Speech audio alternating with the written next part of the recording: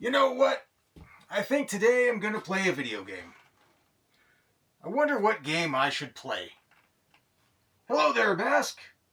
Oh, hello, conspicuous Bethesda man. What do you have for me today? How would you like to go back to your favorite wasteland adventure? Fallout New Vegas? I was thinking about your other favorite post-apocalyptic wasteland adventure. Wasteland 3? No, man, Fallout 4. It's Fallout 4. Fallout 4. You want to play Fallout 4? Oh, wow. Yeah, I like to play that game like once a year, Fallout 4. You guys fixed it? Because, I've had some issues. Well, yeah, eh. I was actually talking about the new version of Fallout 4. The Anniversary Edition? Yeah, I kind of wanted to check that out, but, it's broken on everything last time I tried, and I just gave up. No, the other new version of Fallout 4. Other new version? Hold on.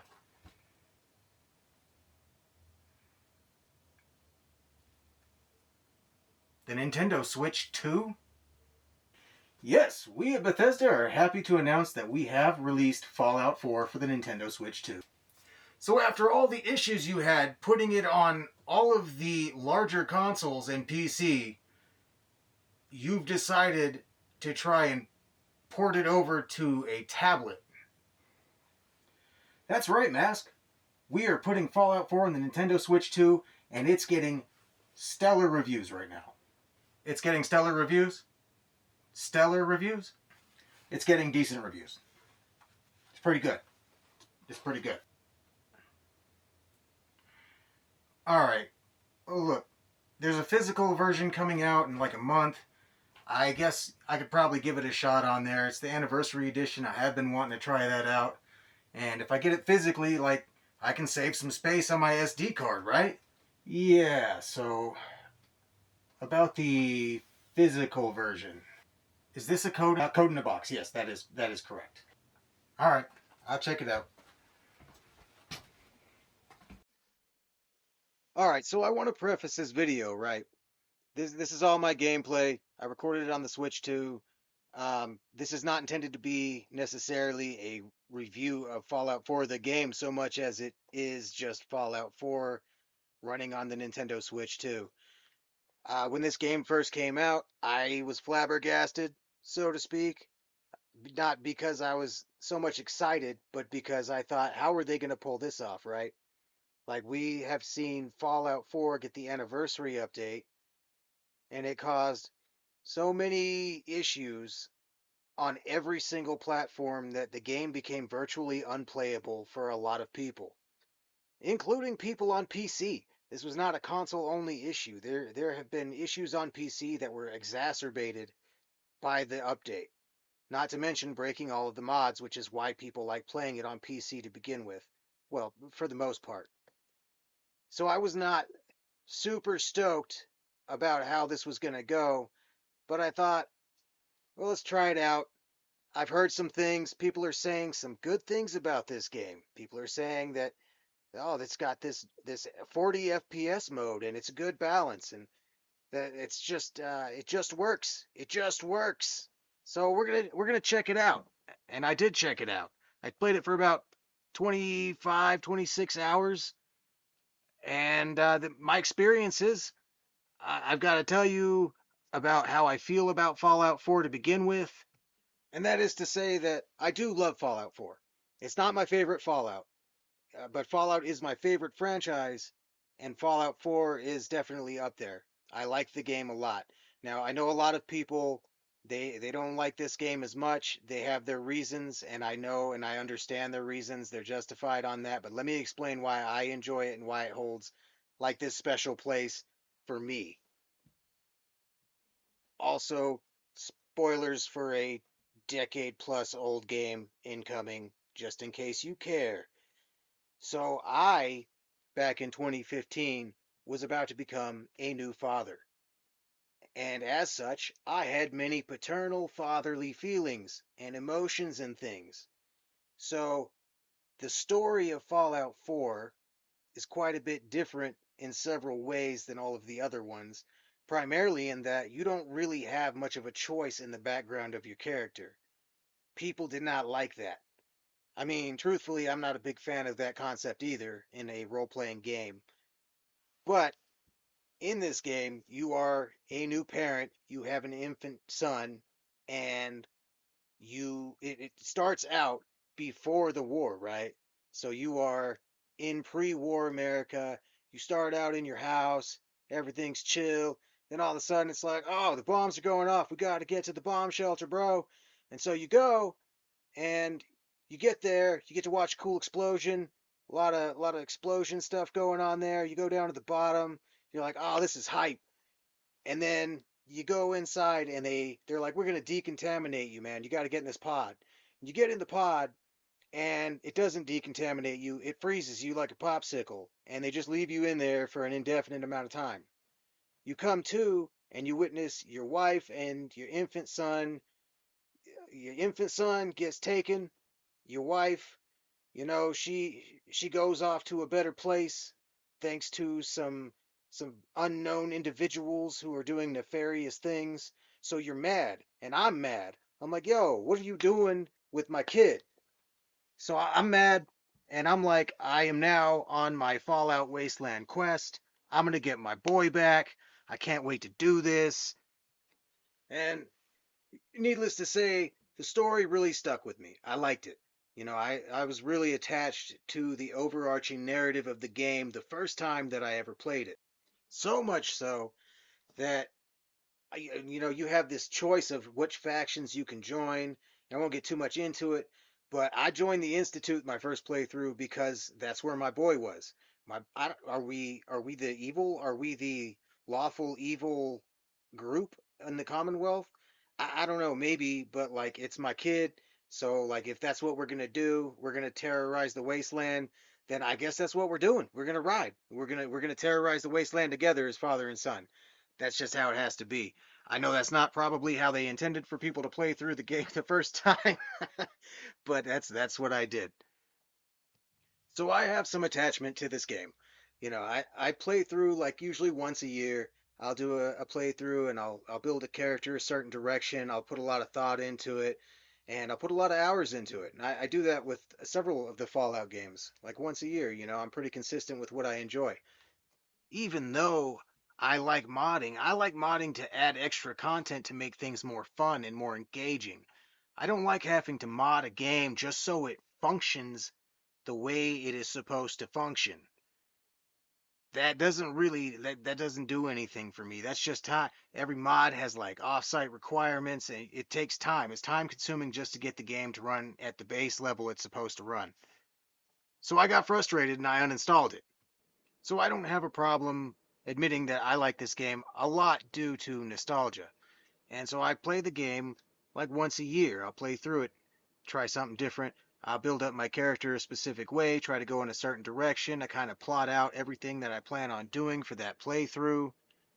And this year I was just having way too many technical issues trying to play it on PC and play it on Xbox. Like it just kept having issues with the next gen update combined with the anniversary edition and just having to mod certain things out just to get it to run correctly. I don't really enjoy that. I like modding games. I have a fun time modding Fallout games. That's part of the allure of the whole Bethesda games in general. But I don't like having to mod a game just so it functions the way it's supposed to function to begin with. So when I heard about how this version of the game was running, and it was the first thing that Bethesda's done in a while besides the show to get actual praise from fans, I was like, okay, I could try it, right? And I'll record my gameplay and talk about it a little bit because this is, if ever there is a video that like I can't not make, right? It's this one because I love this game so much and I've played it so much, and I'm just interested to see if I'm going to end up shredding it or if it's going to actually be like like a secret banger or something. So we went ahead and we got the game. It's about 60 gigs. It's a little more, I think. which is, I mean, it's kind of to be expected from a game like this. But the fact that they're not doing a physical version is kind of a bummer because, you're going to take up a lot of space on your SD card. I started the game on 30 FPS. That did not last very long for me. I don't want to do that. I just don't want to do that. I can't sit here and tell you whether that's for you or not. Like, I know there's a lot of people who are like, "Oh man, 30 FPS is fine. It doesn't bother me at all." That's great. I'm glad the option is there for you then. But for me, I went immediately to the 40 FPS mode. And so if you didn't already know this, you cannot change the frame rate from within the game. You have to exit out to the main menu and then you can change the frame rate. Just a heads up if you're looking on how to do that, like that's what you have to do. You have to go to the main menu to change the frame rate. So I didn't put a lot of forethought into my character this time around. I wasn't even sure how far I was going to be able to get into the game. Again, I'm not super optimistic about how this is all going to work out. And it's not because I don't think like the Nintendo Switch 2 can handle it. It's just I don't have that much faith in Bethesda right now after the last few years. So I'm not sure, how this is going to pan out. And I don't put a lot of thought into my character. I just do like some generic build, generic character creator, and we just kind of start the game, and I'm trying to rush my way through the early game. But the first thing I noticed is even in the 40 FPS mode, in the pre-war sections, it's a little muddy. The textures were noticeably muddy, for lack of a better word. And I don't know if it's because of the lighting is a lot different on interiors in that area of the game, but I did not notice it so much in the later game. But in that pre-war section, it was very noticeable. So that's kind of one strike. That's a bad introduction, really. We're not off to a good start here from my perspective. I'm seeing this, I'm like, I can definitely tell, like even on the 40 FPS mode, some visual fidelity issues that are noticeable. And then like I rush through as fast as I can, get down to the vault, exit the wasteland, or enter the wasteland rather, and then make my way towards Sanctuary. And everything's looking good at this point. Like I'm not noticing muddy textures or any visual problems. I'm enjoying myself. We're playing in handheld at this point, 40 FPS. I make it to Sanctuary, and the game crashes. Black screen. The black screen of death. And so I am I'm getting, more and more pessimistic about this entire experience. So I reload my game. I make my way back to Sanctuary. Thankfully, I've only lost like 30 seconds of gameplay since my autosave. But I make my way back to Sanctuary and I start looking around, talking to Cosworth, all the early game stuff, and everything's looking really good and really smooth for handheld mode. Like that 40 FPS definitely there is something to that. The significant difference between that and 30 FPS. So I did appreciate that, and I'm enjoying it so far. It would only be about an hour and a half before I got back from Concord and started messing around with the crafting and the settlement system, because that's one thing about the way I play is I really enjoy the settlement crafting part of the game. Most of the time when I introduce mods, like the vast majority of them have something to do with, the interactivity or the functionality of the settlement system. So I am pleasantly surprised when I see how much of this anniversary creation content is actually dedicated to just the creation system.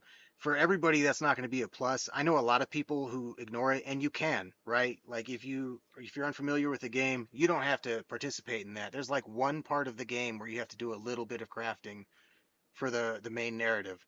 But overall, you can completely ignore it if you like. As for me, I could spend just hours alone doing that and scavenging stuff so I can do it some more. The problem is, when I went over to the new tab of Creation Club content, the game froze. So here we are again, the second crash within 3 hours. At this point, I'm getting very concerned, right? But I'm happy to say that in my 26 to 27 hours of gameplay, those are the only two crashes I had. From that point on, it was smooth sailing. And those crashes probably couldn't have come at a worse time because I mean it's your introduction to the game. It's the beginning of the game. The last thing you want is your first experiences with the game to be a black screen of death and then a game freeze. But I got to be honest about, how it was, and that's how it was. After that, everything was clear. We're free and clear. Everything's moving well. I'm enjoying the frame rate. I'm not really hating on the graphics or anything like that. In fact, it's weird to say. I mentioned how muddy the textures were early in the game, and there was another point where I was looking down at a mole rat, and I've heard somebody else say this as well, that some of the textures actually debatably look better with the sort of slight smooth over that they get. And the mole rat that I had just defeated, I'm looking down at it and I'm like, that mole rat looks pretty good. That's a pretty good looking mole rat. As good as a mole rat can look. But that might just be a testament to how old the game is at this point. I mean, it originally came out on PlayStation 4 and Xbox 360, right? Oh, Xbox One? Yeah, Xbox One and PlayStation 4, not 360. My bad. And then so the evening came and I decided I wanted to try playing it in docked mode. And because I expected, things would look a little bit more noticeable with the muddying of the graphics and whatnot in docked mode, I went ahead and turned it on. I switched it over to 60 FPS because I became aware that there is no 40 FPS in docked mode. Now, this is actually, this really surprised me. I enjoyed playing it like this. And the 60 FPS was consistent, and the differences in fidelity for me, they just weren't as noticeable. I don't know if it's where I was in the game or what the reasoning is behind that, but they weren't as noticeable in docked mode 60 FPS as they were in any mode in handheld. That's not to say that they were bad. I'm not outright calling them bad in handheld. They actually look pretty good most of the time. It's just I expected this noticeable dip, and it really didn't show up for me there. I didn't notice the muddying of the resolution too much. Everything looked pretty clean, pretty sharp, a lot of detail. It was a good balance, I guess, or good optimization, I should say, that they put into this, like effort, like they actually put effort into this. I tried to keep my playthrough mostly as natural and organic as I could, the way I would play it if it was like my first time, right? Because it's the anniversary edition. There's content I want to see that I've never seen before. And I have run into some of that so far, and I had a good time. I enjoyed it. There's like some throwbacks to Fallout 3, some references, some member berries, so to speak. But I didn't go specifically looking for bugs. I didn't go bug hunting. I mean, besides Mirelurks. I didn't go bug hunting, so if bugs occurred, I would just let them occur naturally. I did do a lot of just exploration through the Boston Commons, which have traditionally caused a lot of issues in some versions of the game on some platforms. I didn't run into any of that.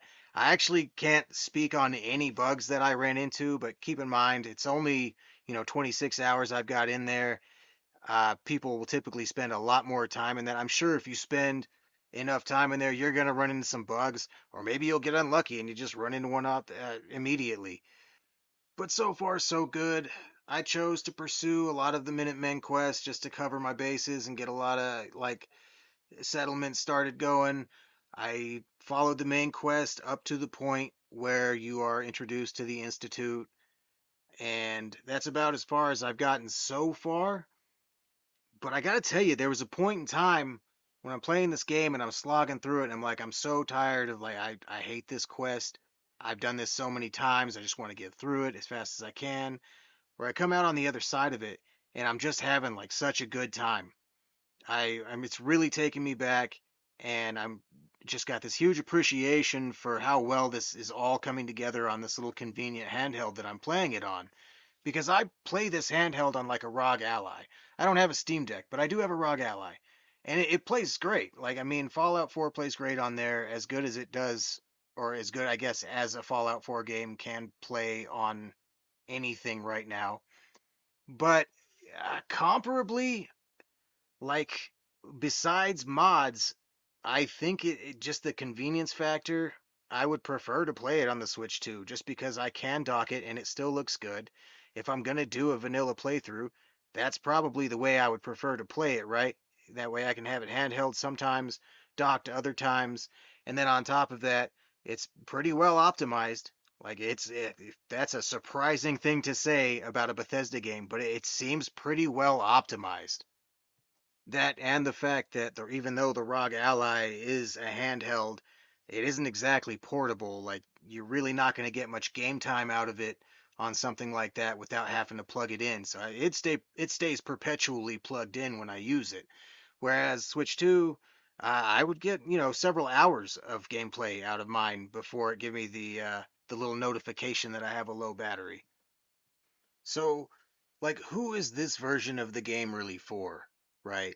It's a question that I had to ask myself because most people who play this game already have a way to play it or have already given up in frustration because the way that they usually play it doesn't work anymore. Then I thought, well, there's a lot of people who like the Fallout Amazon Prime show, right? And there's certainly a lot of people who enjoyed that show who are not familiar with the games beyond what they've seen in the show. And there's probably quite a few of them that are interested in picking up something Fallout related. That's just how like consumerism works. So if somebody was like, "Oh, I really like that show. I kind of want to get into the games. I wonder how I should do that." This is actually a pretty good way. Like if you're going to be playing the vanilla game, right? Like people who play this game all the time and are probably modding the game. And so they're playing on PC. Or at the very least, they're playing on Xbox so they can use external assets and mods there. Or maybe they're even playing on PS5. I don't know. But if you are just trying to get into it for the first time and you just want like the authentic experience as Bethesda has curated it, then this is actually a fine way to introduce yourself to the lore and the world of Fallout. Especially because it's, the most new user-friendly game of the series. Like it's not my favorite Fallout game, as I've said before, but at the same time, I have to recognize that a lot of those other games are very dated by today's standards, and it's going to be difficult for newer players to get into those. Whereas this game is only kind of dated, and it's very streamlined and simple to figure out in the beginning. It has a lot of it still has the dialogue choices. It still has multiple endings, even if those things are kind of watered down from the older games. This is kind of like the penultimate introductory for Fallout fans, or newer Fallout fans, I should say. And then there's also people who they've got a Switch 2 now. The console sold pretty well, from what I understand. So they're going to be. Nintendo hasn't exactly put out a lot of bangers for adults yet, or even really for anybody. They've had some. I'm not saying the games that they put out for the Switch 2 are bad by any means. I mean, I already did a whole video on that. But the games, they're going to be looking for things that, well, what can I play on this? What kind of stuff can I try on here that's exclusive to this console? In terms of between the two, Switch 1 and Switch 2, you've got games like Cyberpunk, and now you've got your Fallout 4. So I could see some people who buy it just because they have the Switch 2 and like this is an opportunity for them to play this game portably. Yeah, that totally makes sense and is reasonable. And this is a good version of the game to do that. Like I'm happy to say, like I don't have to sit here and tell you, no, stay away from this version. It's awful. It's pretty good. Perfectly valid way to play the game.